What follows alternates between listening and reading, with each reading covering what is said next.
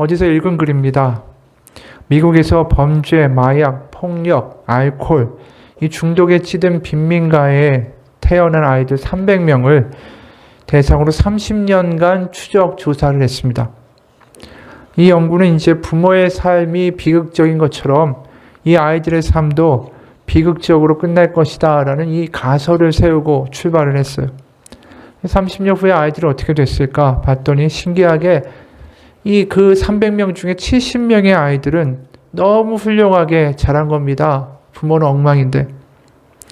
그래서 이게 너무 기적 같은 결과 아닙니까? 그래서 분석을 해봤더니 그 아이들에게는 하나의 공통점이 있었습니다. 그건 그 아이들에게 믿어주는 사람, 자기 편이 되어주는 최소한의 한 사람이 존재했었다라는 거예요. 그러니까 누군가 나를 믿어준다라는 그 사실 자체가 그 아이들이 스스로 다시 한번 용기를 내고 다시 한번 일어서려고 하는 힘과 격려를 주었다라는 것이죠. 우리가 생각해 보면 사람들과의 관계에서 또 부모와 자식 관계에서 가장 중요한 건 다른 게 아니라 믿어준다라는 것입니다. 근데 부모들한테 거꾸로 말하면 가장 힘든 게 믿어주는 일이에요. 이미 잘하고 있어서 저절로 다 알아서 하는 애들, 믿어지죠. 신뢰가 갑니다. 그런데 핑계도 잘하고요. 때로는 거짓말도 잘하고 매일 게임만 붙들고 있고 잔소리 아무리 해도 하나도 안 되는 아이를 믿어준다. 이게 쉬운 일이 아니죠. 실제로 많은 집에 아이들이 둘이 있으면 하나는 그냥 저절로 믿어지는 아이인 경우가 많습니다. 똑부러지게 자기 일도 잘하는데 또 다른 아이는 약속했던 것도 잘 까먹고 잘 깨고 결심한 것도 흐지부지하고 뭐 한다고 했다가 또 3일 지나면 싫다고 하고 그러다 보니까 이게 아이가 뭔가 하겠다라고 말을 하면 이 부모 마음에 드는 생각은 야 끝까지 하겠어 얘가? 되겠어? 라는 의심이 이 마음 가운데 스멀스멀 올라오는 경우가 생긴다라는 것이죠. 신뢰를 줄 만한 행동을 하지 않는 아이, 아니 있는 신뢰마저도 무너뜨리는 아이, 이런 아이를 과연 믿어줄 수 있을까? 근데 여기서 믿어지지 않는 아이에게 오히려 더 가장 필요한 게 부모가 믿어주는 것이다 라는 겁니다. 그러니까 우리가 예수님의 사랑이 필요한 거고 믿어지지 않는 아이를 믿으려고 하는 것 자체가 이게 사랑이라는 거죠. 결국은 오선화라는 분이 교사 진심이면 되어라는 책을 썼는데 그 책의 한 대목입니다. 언제부턴가 부모들이 부모를 내려놓고 학부모만 하기 시작했어요. 왜 이렇게 변화가 된 건지. 하지만 우리 다 그러면 안 된다는 거 알긴 알죠. 가정도 품어줘야 되고 부모도 품어줘야 되니까 그런 품이 당연히 있어야 된다라고 생각은 하는데 근데 정작 많은 아이들이 그 품을 느끼지 못하고 자라요. 상담을 하고 꼭 안아주면 처음 안겨봐요 라는 말을 많이 들어요. 강의가 끝나고 작가님 저 한 번만 안아주시면 안 돼요 라는 말도 참 많이 들어요. 그럴 때만 아이를 꼭 안고 같이 울곤 하죠. 아이가 성적을 못 받아도요. 영어를 못해도요. 왕따를 당해도요. 키가 작아도요. 어떤 문제와 상관없이 저쪽에서 이쪽으로 뛰어와 안길 수 있는 품이 필요하잖아요. 자신이 잘못해서 품은 바랄 수도 없다라고 생각하는 아이들이 있어요. 자기를 품어줄 품이 없다라는 건 나 때문이다라고 자책하는 아이들도 많아요. 그런 아이들에게 품이 되어주는 우리가 된다면 참 좋겠어요. 얄미워도 함께 걷고 한 목소리로 외치고 함께 힘을 합쳐 무언가를 해내는 거, 함께 울고 함께 웃는 거, 그게 내 편이라는 거죠. 아이들에게 선생님이 그런 편이 돼줬으면 좋겠어요. 눈에 보이지 않아도 굳이 말하지 않아도 사랑은 번져가고 있으니까요. 우리가 정말 천천히 주님의 마음에 와닿을 수 있었던 것처럼 지금도 우리가 주님의 마음을 느리지만 알아가고 있는 것처럼 아이들도 그렇게 천천히 가고 있을 뿐이니까요. 이 글을 읽으면서 그런 생각을 했어요. 하나님이 참 아이와 같은 변덕 많은 우리를 믿어주고 계시는구나. 어떤 상황이든 간에 우리를 품어주는 하나님이 우리의 아버지시구나. 하나님과 이스라엘 관계도 마찬가지인 것 같아요. 정말 신뢰하기가 힘든 대상 아닙니까? 믿기 힘든 대상이죠. 내가 하나님 잘못했습니다. 회개하고 얼마 지나고 나서는 또 불평해대는 게 이스라엘의 모습이니까. 그래도 그들을 끝까지 품어주고 믿어주기로 작정하신 것이 하나님의 모습이고 그 이야기가 민수기에 담겨있는 하나님의 모습이에요. 근데 우린 동시에 반대면도 보죠. 그렇게 엉망인 이들을 끝까지 품어주고 믿어주려고 하다 보니까 하나님의 마음이 얼마나 속상하실까. 그러한 이야기들이 담겨있는 게 민수기라는 책입니다. 오늘 본문도 참 안타까운 모습이 등장하죠. 4절입니다. 백성이 호르산에서 출발하여 홍해길을 따라 에돔 땅을 우회하려 하였다가 길로 말미암아 백성의 마음이 상하니라. 이 이야기는 뭐냐면 가나안에 들어가려고 이제 가나안 땅의 남쪽으로부터 위로 올라가고 있습니다.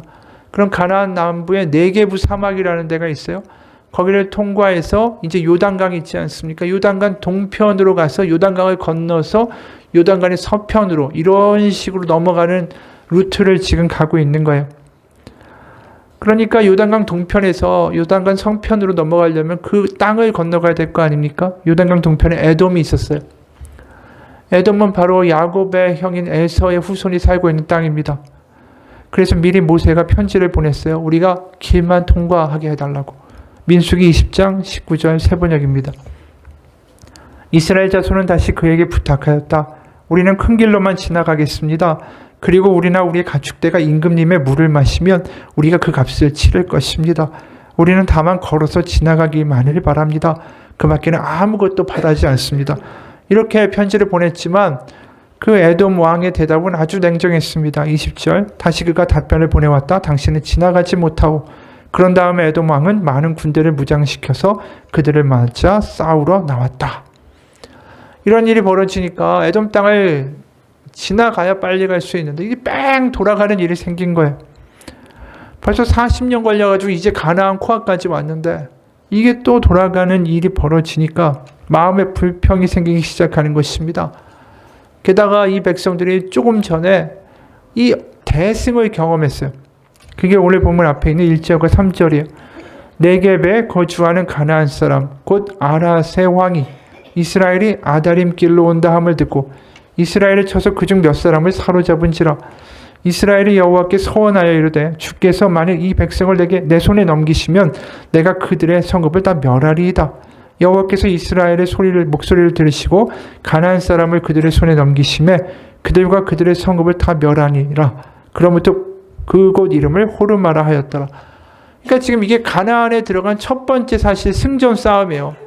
가나안의 남부 땅 네게부 사막에서 가나안 왕과 도시를 완전히 진멸시킨 거죠. 하나님이 그렇게 할 수 있게 하셨어요.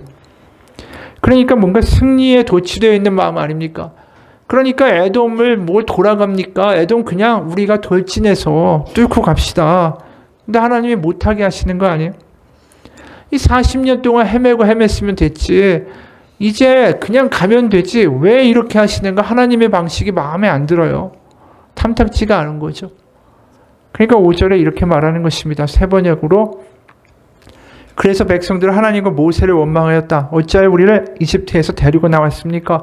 이 광야에서 우리를 죽이려고 합니까? 먹을 것도 없습니다. 마실 것도 없습니다. 이 보잘것없는 음식은 이제 진저리가 납니다. 쌓이고 쌓였던 게 이제 뻥 폭발한 거예요. 원망의 대상이 누구라고 하죠? 모세가 아니라 하나님께 이제 직접적으로 불만을 토합니다. 이게 더 의미심장해요. 이들이 하나님이 계시다라는 걸 인정하고 있다라는 이야기니까. 그 이전까지 모세 당신의 신이라고 이야기했었는데 이제 하나님께 직접 불평을 하는데 그것도 되게 자극적인 말들을 사용합니다. 만나가 이제 진저리가 난다라는 거예요. 만나 진저리가 난다. 그리고 없다라는 말을 하는데 이 없다가 레켐이라는 히브리어인데 이거 2번이나 사용해요. 그래서 먹을 게 없다. 마실 게 없다. 만나 진저리가 난다. 근데 이런 말을 하는 그날 바로 아침에도 이들이 뭘 먹었습니까? 하나님이 주시는 만나를 먹었고 물을 먹은 거예요. 그런데도 이렇게 사는 게 거지 같다라는 거예요. 하나님 살아계신 건 내가 알겠는데 지금 이렇게 구질구질하게 사는 게 내 성적에도 안 맞고 내 적성에도 안 맞고 내가 더 이상 견딜 수가 없다. 분명히 네게부에서 사막 통과해 오면서 가나안에서 대승을 경험하기도 했고 만나도 먹었고 불기둥 구름기둥 다 봤으니까 하나님은 살아계시는 건 인정까지는 하겠는데 하나님을 온전히 믿어드리는 일까지는 내가 못하겠다라는 거죠. 이 모습을 보면서 참 우리와 비슷하다라는 생각이 들었어요. 우리가 하나님 사랑이시다라는 거 부정하지는 못하죠. 근데 하나님 믿어도 뭔가 잘 되면 좋겠는데, 하나님 믿고 승승장구했으면 좋겠는데, 네게부에서 이긴 것처럼 그냥 싹 파죽치세로 그냥 힘으로 밀어붙이고 승리하고 나아갔으면 좋겠는데, 그래서 주변 가운데 내가 하나님 믿어서 이렇게 잘 된다라고 이야기하고 싶은데 때로 그렇지가 못하죠. 이스라엘의 백성의 불평을 우리의 말로 좀 바꿔보면 이런 말 아닐까요? 내가 하나님 믿고 이렇게 열심히 그래도 수십 년 하나님 믿었는데 왜 이렇게 나를 이 지경에 두십니까? 애초에 나를 이렇게 살게 하려고 하셨으면 왜 나 하나님 믿게 했습니까? 이렇게 시시하고 구차하게 살 거면 내가 하나님 안 믿었을지도 모르잖아요. 믿나 안 믿나 다 똑같은데 세상에서 주변 사람들이 하나님 믿는다고 별거 없구만. 이렇게 이야기할 때 그 이야기가 내 마음에도 와닿고 내 스스로 나를 봐도 내가 안심해요. 만약에 우리가 이렇게 이야기한다면 딱 이스라엘 백성들이 말하는 것하고 똑같다라는 거예요. 근데 이스라엘 백성들이 이런 식으로 이야기할 때 하나님의 반응이 좀 충격적이에요. 6절. 여호와께서 불뱀들을 백성 중에 보내어 백성을 물게 하심으로 이스라엘 백성 중에 죽은 자가 많은지라. 이건 좀 당황스럽죠. 하나님께 불평과 우리의 마음을 토로했을 뿐인데 이 징벌과 저주를 내리신다라고 하면 어디 하나님 앞에 입뻥긋이나 하겠어요? 근데 사실 우리가 시편에서 보면 다윗이 하나님 앞에 때론 자신의 어떤 불만이나 하나님 왜 우리를 이런 상태에서 두십니까? 라고 항변하는 모습들을 종종 보게 되지 않습니까? 이건 도대체 어떻게 된 거냐라는 거예요. 시편 22편 1, 2절 보면 이런 말씀 있잖아요. 내 하나님이여 내 하나님이여 어찌 나를 버리셨나이까? 어찌 나를 멀리하여 돕지 아니하시며 내 신음소리를 듣지 않습니까? 내 하나님이여 내가 낮에도 부르짖고 밤에도 잠잠하지 아니하오나 응답하지 않습니다. 하나님 왜 그렇습니까? 이게 따지는 이야기 아니에요. 그런데 다윗이 이렇게 한다고 해서 하나님이 이 믿음 없는 자 저주받아야 한다 그러면서 그 나라를 멸망시키셨습니까? 그렇지 않죠. 근데 왜 지금 이 이스라엘 백성의 불평에 대해서 하나님이 이렇게 반응하실까? 우리가 한번 생각해 볼 것이 있어요. 광야에 원래 뱀이 없었을까요? 광야에 서식하는 많은 독사들이 지금도 있습니다. 본문에 나와 있는 불뱀이다 라는 건 히브리어로 사라프. 바로 이 등에 아주 불처럼 이렇게 빨간 점들이 나와 있는 그런 뱀이에요. 그리고 굉장히 잽싸게 뛰어올라서 공격하기 때문에 지금도 날아다니는 뱀이다라고 불리는 뱀입니다. 그런 뱀만 있는 게 아니에요. 지금 광야에 가보면 모래 색깔과 똑같은 하얀 색깔을 가진 살모사 같은 뱀들도 있고 특히 전갈이 많은 곳이 광야예요. 광야는 원래 위험한 곳이죠. 신명기 8장 15절에 이런 말씀이 있어요. 너를 인도하여 그 광대하고 위험한 광야 곧 불뱀과 전갈이 있고 물이 없는 간조한 땅을 지나게 하셨으며 광야는 원래 위험한 땅입니다. 뱀이 많고 전갈이 많은 땅이에요. 근데 우리가 이 민수기까지 보면서 이 많은 백성들이 그 많은 인원들이 광야를 40년 지나오면서 뱀과 전갈 때문에 고생하고 물려 죽었다, 고통당했다라는 이야기는 본 적이 없어요. 이게 무슨 이야기일까요? 전갈도 많고 뱀도 우글거리는 광야를 40년 헤매는 동안 아무 문제 없이 왔다라는 거, 이거 하나님의 보호하심 아닙니까? 근데 이스라엘 백성은 그게 눈에 안 보이는 것입니다. 여태까지 불뱀이 자기를 물지 않고 전갈의 해를 당하지 않은 게 하나님의 은혜인데 막상 그건 당하지 않으니까 그게 하나님의 보호하심이라는 생각을 전혀 못하는 거예요. 그래서 여기서 보면 하나님이 불뱀을 백성 중에 보내셨다라는 표현은 다시 말해서 불뱀을 더 이상 막아주지 않으셨다는 뜻이에요. 하나님의 보호하심의 날개를 치우니까 이게 불뱀들이 그냥 바로 달려들기 시작합니다. 생각해보면 이들이 무슨 이야기를 하고 지금 있습니까? 마실 거 없다. 먹을 것도 없다. 우리 거지 같다. 하나님 우리 돌보지 않는다. 이렇게 말하고 있지만 그들이 보이지 않는 순간순간마다, 사실은 알지 못하는 순간순간마다 하나님은 그들을 보호하고 계셨다라는 사실이죠. 우리도 마찬가지예요. 하나님이 마치 우리에게 무관심하신 것 같고, 왜 내 삶이 이렇게 구질구질한가라고 불평할 때도 하나님은 우리를 지키고 계시다라는 것입니다. 정작 이스라엘 백성이나 우리는 그 보이지 않는 은혜를 깨닫지 못하는 것뿐이죠. 그러면서 내 눈에 보이는 대로, 내 생각에, 내 지식의 수준에서 판단되는 대로 불평하고 비판하고 하나님을 오해하는 것입니다. 여러분, 우리 가운데 어려움이 있고 내 삶에서 굉장히 환난이 지나가고 있다면 그것은 하나님이 안 계시다라는 것을 의미하는 것이 아닙니다. 우리의 어려움이 하나님이 나를 돌보고 계시지 않다라는 것을 의미하는 것이 아니에요. 지금 상황이 어려울 때 그래도 하나님이 나를 돌보고 계시다라는 것을 믿는 믿음이 필요한 거예요. 우리가 어려울 때는, 그때는 내가 판단할 때가 아니라 믿어야 할 때예요. 그게 중요한 것입니다. 어려울 때 자꾸만 판단하게 되고요. 불평하게 되고요. 내 생각이 복잡하게 돼요. 그러면서 죽도 밥도 아니고 믿음도 개판이 되고 생각도 하나도 정리가 안 되고 짜증만 나게 되죠. 어려울 때는 믿음을 써야 할 때입니다. 예를 들어 우리가 어릴 때 아버지가 영웅 같고 슈퍼맨 같아요. 내가 못한다고 하는 거 아빠가 다 해주고 다 처리해주고 이런 영웅이 없어요. 근데 조금씩 자라면서 깨닫게 되죠. 그래, 우리 아빠도 평범한 다른 어른들하고 똑같은 어른이구나.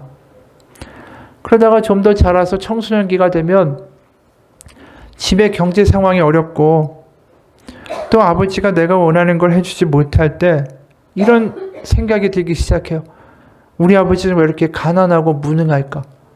이 생각이 완전히 반전되는 거죠. 어릴 때는 아버지가 영웅 같았는데 이 점점 자라면서 아버지가 무능하고 이 가난하다라는 생각으로 변화하기 시작해요. 그러다가 점점 나이가 들어서 본인이 취직도 하게 되고 자식도 낳아 키우다 보면 또 생각이 변합니다. 야, 아버지가 정말 고생하셨겠구나. 그러면서 나중에 늙음하게 되면 이런 고백하게 되죠. 야, 내 아버지가 영웅이었구나. 나중에 아버지가 얼마나 가정과 자식을 지키기 위해서 보이지 않는 가운데 애쓰고 수고했는가를 알게 되는 거죠. 보이지 않은 가운데 수고했다는 걸 나중에는 알게 되는 거예요. 그러나 아이는 청소년기 때에는 자기가 원하는 아이폰 안 사주고 아이패드 안 사주면 그걸로 불평하게 되는 게 이 청소년 때 아니겠습니까? 그게 지금 이스라엘의 모습이고 그게 우리의 모습 같아요. 어디서 읽은 글입니다. 정말 간절했던 취직을 했죠. 대기업이요. 자존감은 높이 올라갔지만 금세 김 빠진 콜라 마냥 꺼졌습니다. 세상에 공짜는 없더군요. 미친 듯한 업무 강도에 실적 압박, 그리고 군대 같은 위계 질서, 그날은 문득 더 피곤하기만 한 날이었습니다. 하절기여서 밤 7시였는데 어둡지도 않고 노르스름한 노을을 보았습니다. 그리고 집 가는 길에 빵집이 보이길래 들어갔습니다. 사실 저는 빵을 좋아하지 않습니다. 하지만 나도 모르게 빵집에서 엄마와 여동생이 좋아하는 빵을 골랐습니다. 집에 와서 먹을 것 좀 사왔다라고 하니까 갑자기 무슨 빵이냐며 맛있게 먹는 모습을 힐끔 보고 아무 말 없이 내 방으로 들어갔습니다. 사실 좋아하지 않는 빵을 산 건 가족들이 좋아하기 때문이고 내가 힘들게 돈을 버는 이유를 나도 모르게 찾고 싶었던 것 같습니다. 그때 문득 기억이 떠올랐습니다. 제가 어릴 적 아버지가 아무 말 없이 아이스크림과 과자를 사오신 때 말입니다. 군것질은 질색이라던 아버지가 아무 말 없이 그것들을 식탁에 올려두고 방으로 들어가셨던 모습이 갑자기 떠올랐습니다. 그리고 생각하게 됐죠. 아마 그날은 아버지가 평소보다 더 힘든 날이 아니었을까? 10년이 넘은 지금에서야 저는 알게 됐습니다. 취직하고 나서야 아버지의 마음이 깨달아진 거예요. 그 고달픈 하루 가운데 내가 이렇게 고달프게 살아야 되는 이유를 그 아이들과 아내가 열심히 그 사다 준 걸 먹고 기뻐하는 모습 가운데서 찾았다라는 것이죠. 취직하고 나서야 아버지의 마음을 이해한다라는 거 아닙니까? 그 이전까지는 아버지를 오해하던 마음들이 이제 알게 된 거죠. 얼마나 가족을 지키기 위해서 애썼는가를. 이스라엘 백성들도 마찬가지예요. 하나님의 마음이 와닿지가 않습니다. 하나님이 지금 자신들을 얼마나 돌보고 지키고 아끼고 계신가에 대한 것들이 와닿지 않아요. 불평만 하고 싶은 것입니다. 보이지 않는 가운데도 여전히 그들을 돌보고 계신 하나님이 와닿지 않습니다. 여러분, 우리가 그런 실수를 하지 않았으면 좋겠어요. 내 수준에서 판단하고 왜 내 삶이 이 모양이고 왜 내가 원하는 걸 해주지 않는가 이렇게 판단하고 불평하지 않기 원합니다. 우리가 해야 되는 것은 믿는 일이에요. 믿는 일. 지금도 하나님이 나를 보고 계시고 나의 모든 걸 알고 계시고 나와 함께 계시고 나를 지키고 계시다라는 믿음 말입니다. 바로 그 모습이 이스라엘 백성들에게 하나님이 요구하시는 거죠. 그래서 7절과 8절이요. 백성이 모세에게 이르러 말하되 우리가 여호와와 당신을 향하여 원망함으로 범죄하였사오니 여호와께 기도하여 이 뱀들을 우리에게서 떠나게 하소서. 모세가 백성을 위하여 기도하매 여호와께서 모세에게 이르시되 불뱀을 만들어 장대 위에 매달아라. 물린 자마다 그것을 보면 살리라. 여기서도 사실 우리가 좀 특이한 면을 보게 됩니다. 분명히 백성들이 하나님께 중보해달라고 이야기하면서 부탁했던 건 뭐냐면 불뱀들이 떠나게 해달라라는 것이었어요. 근데 하나님의 응답은 좀 엉뚱하죠. 모세에게 장대에다가 불뱀의 형상, 바로 이 구리로 노뱀을 만들어 달라는 거예요. 불뱀을 달라는 것이죠. 그리고 그 장대에 달린 그 불뱀을 물린 자들은 바라보라는 것입니다. 그러면 낫게 되고 살게 될 것이다. 생각해 보십시오. 하나님 얼마든지 불뱀 물러가게 하실 수 있어요. 말 한마디면 순식간에 물러가죠. 그런데 하나님은 굳이 이런 방법을 택하셨어요. 노뱀을 장대 위에 달아 그것을 바라봐야 살 수 있다라는 것이죠. 이게 과연 무엇을 의미하는 걸까요? 그들은 세상이 어렵고 불뱀이 여전히 자신을 무는 현실 가운데서 경험해야 할 건 이 상황에서 하나님이 안 계신 게 아니라 내가 하나님을 보아야 살 수 있다라는 것을 깨달으라는 거예요. 그러니까 이들에게 뭘 가르쳐주고 싶으신 것입니까? 어려운 가운데 네 판단과 불평의 시간이 아니라 그 가운데 불뱀이 여전히 물고 있고 현실이 여전히 어려워도 네가 살 수 있는 길은 믿음을 갖고 하나님 바라보는 것이다. 왜냐하면 내가 너를 사랑하고 지금도 지키고자 하고 있기 때문이다. 그렇죠. 아버지의 마음을 좀 알라는 거예요. 여러분, 우리가 세상 속에서 원망하고 후회하고 불평할 때가 있습니다.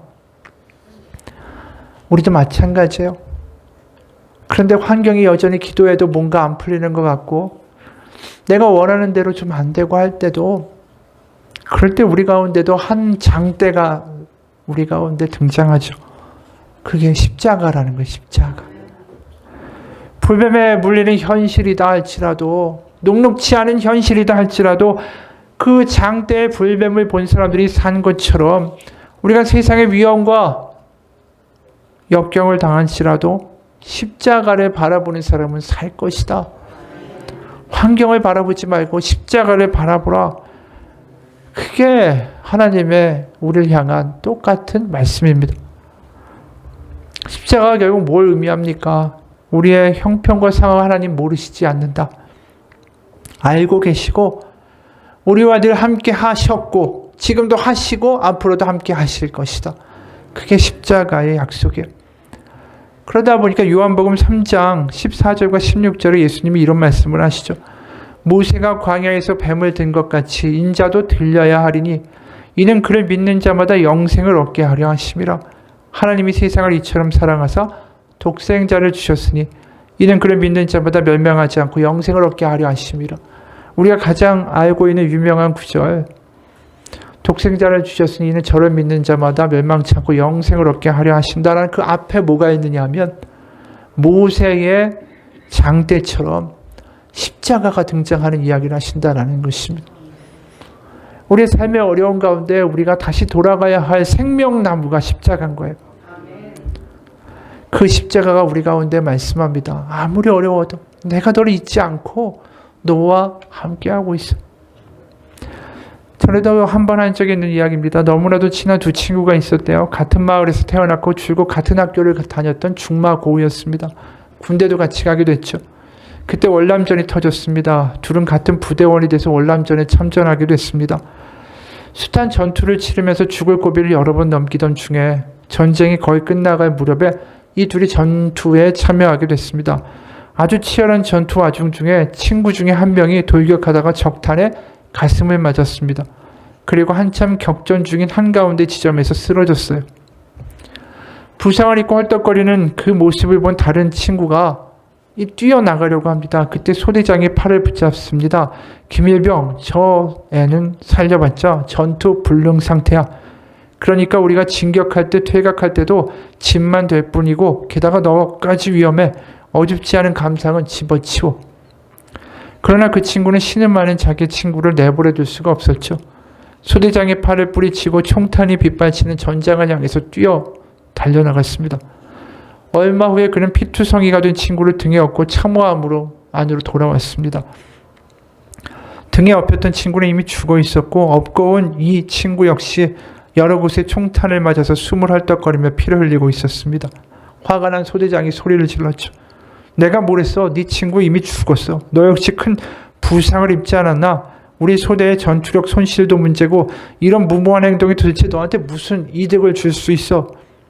소대장의 다그침에 친구는 희미한 미소로 대답했습니다. 그리고 가쁜 숨을 몰아쉬며 대답했습니다. 저에게는 큰 이득이 있었습니다. 그 친구가 제게 마지막으로 말하더군요. 네가 올 줄 알았어 라고요.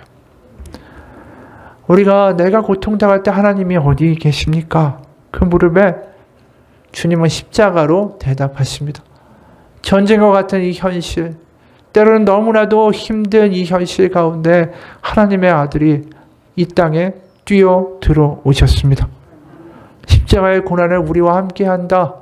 말로만 하는 하나님이 아니라 우리와 함께 하신 하나님을 보여주는 하나님의 증거입니다. 그래서 성경은 그대로 이야기합니다. 삶의 현실을 미워하려고 하지 않아요.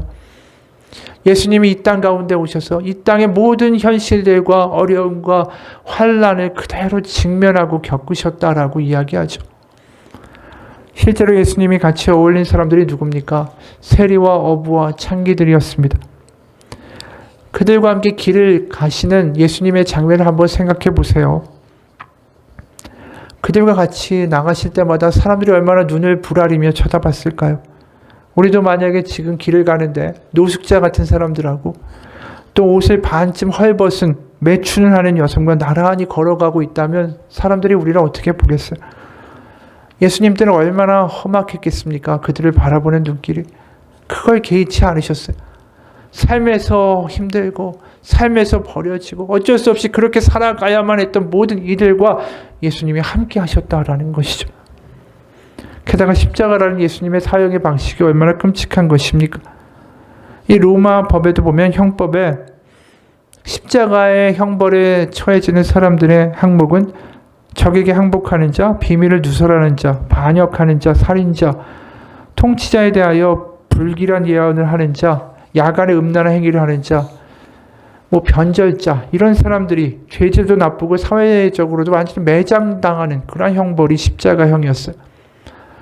그래서 이들을 그냥 죽인 것도 아니고 공공장소에서 사람들이 많이 보이는 데서 죽였고 이들의 시체를 그대로 내리지도 않고 새나 맹수들이 뜯어먹도록 내버려 뒀습니다.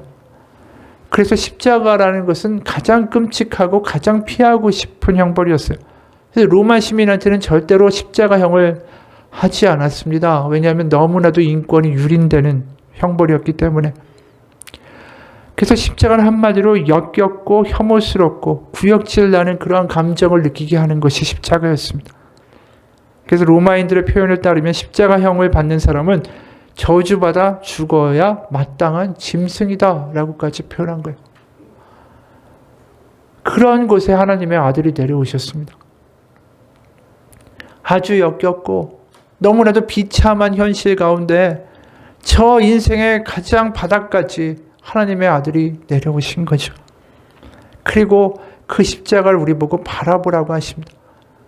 그러면서 우리는 고백하게 되죠. 하나님이 나와 함께 하지 않는다라는 말이 되지 않는다라는 것. 저렇게까지 하신 하나님이 어떻게 우리와 함께 한다라는 말을 우리가 부정할 수 있겠어요? 오늘 장대에 걸린 뱀을 바라봐야 됩니다. 그 역겨운 모습이죠. 혐오하는 모습이. 하지만 고통 가운데 그들이 바라봐야 되는 것, 바로 하나님이 자신들을 잊지 않고 믿음을 가지고 하나님이 자신을 돌보고 계시다라는 것을 기억해야 하는 것처럼 우리도 십자가를 바라보면서 다시 한번 기억해야 돼요. 우리의 고통과 우리의 아픔을 모른다라고 말씀하시지 않는 하나님이시다라는 것을 말입니다. 우리가 올해 본문 보면서 그런 생각도 들어요. 불뱀을 보면서 불뱀에 물려서 고통당하는 백성들을 그래 미물들아 너희들이 나에게 불평을 했으니까 너희들이 고통을 당해야 한다라면서 그들을 불뱀에 물려 죽게 하시는 하나님이신가? 아니라는 거죠. 불뱀에 물려 고통당하는 것보다 더 심한 고통을 그 하나님의 아들 예수님이 십자가에서 달려 죽으시고 겪으셨어요. 올해 불뱀에 물리게 하면서 이 노뱀을 바라보라고 하시는 하나님의 마음이 십자가의 그 아들을 죽이면서 이 십자가를 봐. 내가 너를 잊지 않고 있고 내가 너와 함께 하고 있고 지금도 너를 돌보고 있단다. 그 말씀을 하신 하나님의 마음이 있는 거예요. 우리가 구약을 보면서 무자비한 하나님이 아닙니다. 결국 하나님이 그렇게 그들을 벌하시지만 그 자리에 결국 하나님이 당하고 계신 모습들을 우리는 신약에서 보게 돼요. 하나님은 우리를 아프게 하시지만 그 아픔이 하나님의 아픔이에요. 사실은. 왜요? 돌아오라는 거죠. 불평하지 마. 내가 널 지금도 믿어주고 있고 너희를 믿고 있고 너희를 포기하지 않고 너희를 사랑하고 있어. 우리한테 바라시는 건 딱 하나예요. 그런 하나님을 믿어드리는 거예요. 우리가 끝까지 사랑하기를 멈추지 않는 하나님을 믿어드리는 거, 그 믿음도 많은 걸 바라는 게 아니잖아요. 우리가 어려워도 그래요 하나님 살아계시죠. 십자가 바라보는 거 그거 하나 원하시는 거예요. 겨자씨앗 만한 믿음이 있어도 산이 바다에 던지우라라고 하실 수 있다라고 말씀하시잖아요. 여러분, 우리의 어려움 속에서 십자가를 바라보시기를 축원합니다. 많은 분들이 지금 우리가 잘 알고 있는 예수를 나의 구주 삼고 이 찬양 있죠. 이 찬양의 작사가는 크로스비라는 여성분이에요. 이분은 이제 태어날 때 정상적으로 태어났는데 태어난 지 6주 만에 안질이 왔습니다. 근데 집 근처에 의사가 없어서 도시의 의사에게 왕진을 부탁했어요. 근데 이게 돌팔이었습니다. 눈에다가 안약을 넣어줬는데 그 약 때문에 이 아이가 6주 만에 실명하게 됐어요. 그러니까 맹인으로 계속 살면서 800여 곡의 찬송과 가사를 썼어요, 이분이. 특히 우리가 알고 있는 예수를 나의 구주 삼고의 가사 2, 3절이 이렇습니다. 온전히 주께 맡긴 내 영 사랑의 음성을 듣는 중에 천사들 왕래하는 것과 하늘의 영광 보리로다. 주 안의 기쁨 누림으로 마음의 풍랑이 잔잔하니 세상과 나는 간 곳 없고 구속한 주만 보리로다. 장례민 이 여성이 뭐라고 말하죠? 보리로다. 나는 볼 것이다 라고 이야기해요.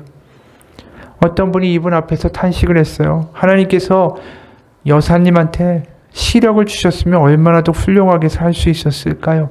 그때 이분이 이렇게 말했대요.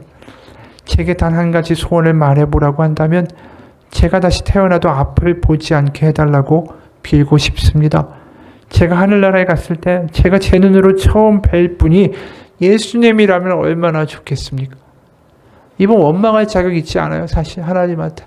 하나님 왜 날 이렇게 돌팔이를 만나게 해서 왜 눈을 멀게 했습니까? 라고 불평할 만한 자격이 있지 않습니까? 근데 이분이 뭐라고 이야기합니까? 내가 하나님을 보리로다. 하늘의 영광을 보리로다. 내가 예수님을 보리로다. 이런 간증을 할 수 있도록 만든 건 바로 십자가의 하나님이었어요. 불뱀이 우리를 찌르고 삶이 여전히 힘들어도 다르게 살 수 있는 유일한 길은 저 십자가뿐입니다. 우리가 어떤 상황에도 혼자가 아니라는 거예요. 저 십자가를 보면 하나님을 오해할 수 없어요.